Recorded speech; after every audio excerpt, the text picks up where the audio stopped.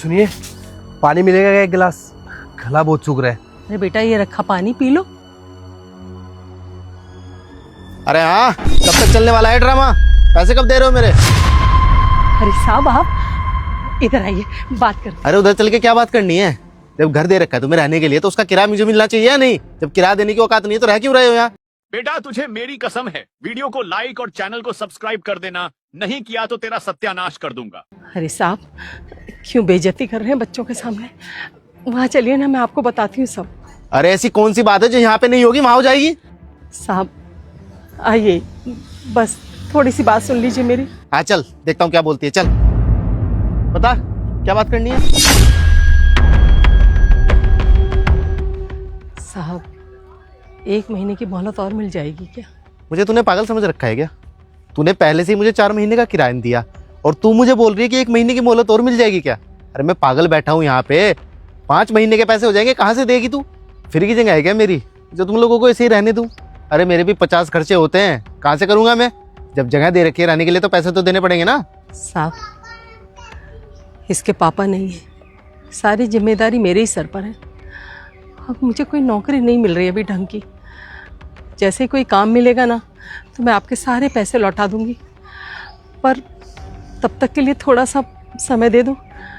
आप राजा आदमी हो, आप नहीं समझोगे तो कौन समझेगा? मैंने तुम लोगों का ठेका ले रखा है क्या? अरे पाल रखा है तुम लोगों को, यहाँ रहने के लिए जगह दे रखी है इतने कम पैसों में, तो तमीज में रहो ना। और मुझे एक बात बता, अगर तेरी नौकरी नहीं लगी तो पूरी जिंदगी ऐसे फ्री में रहोगे यहाँ पे? अरे मैं कुछ बोलता नहीं हूँ तो इसका मतलब ये नहीं कि मेरी शराफत का गलत फायदा उठाओ तुम लोग। नहीं नहीं साहब, मैं कोई फ़ायदा नहीं उठा रही, मजबूरी है, नौकरी नहीं थी मेरे पास। पर एक जगह मुझे काम मिला है, कल से वहाँ काम पर जाना है। 1 महीने बाद पैसे मिल जाएंगे, और जैसे पैसे मिलना शुरू होंगे ना, मैं आपके सारे पैसे लौटा दूंगी साहब। अच्छा, और अगर वहाँ पे भी तेरी नौकरी नहीं लगी तो फिर उसके बाद हाथ पैर जोड़ के फिर 1 महीना लेट करवा लेगी किराया? देख साफ बात ये, मुझे ऐसा किराएदार नहीं चाहिए। मुझे ऐसा किराएदार चाहिए जो टाइम पे पैसे दे। तो अपना बोरिया बिस्तर बांधो और निकलो यहाँ से, वरना मेरे 4 महीने का किराया दो मुझे भी। साहब कैसी बातें कर रहे हो? 4 महीने का किराया एक साथ मैं कहाँ से लाऊं? अगर होते तो पहले ही दे देती। थोड़ा सा रहम करो साहब, जवान बेटी है मेरी, कहाँ जाऊंगी उसको लेकर मैं? अरे नहीं नहीं, मुझे कुछ नहीं सुनना अब, या तो मेरे पैसे दो वरना खाली करो। एक बार मेरी बेटी की तरफ देखो, जवान बेटी है मेरी, और आप जानते हो कि आजकल का माहौल ठीक नहीं है। खुले में से लेकर कहाँ रहूंगी, कहाँ घूमूंगी? इसकी शादी भी करनी है, बहुत जिम्मेदारी है। एक बार हमारे बारे में सोचो साहब, थोड़ा सा रहम करो।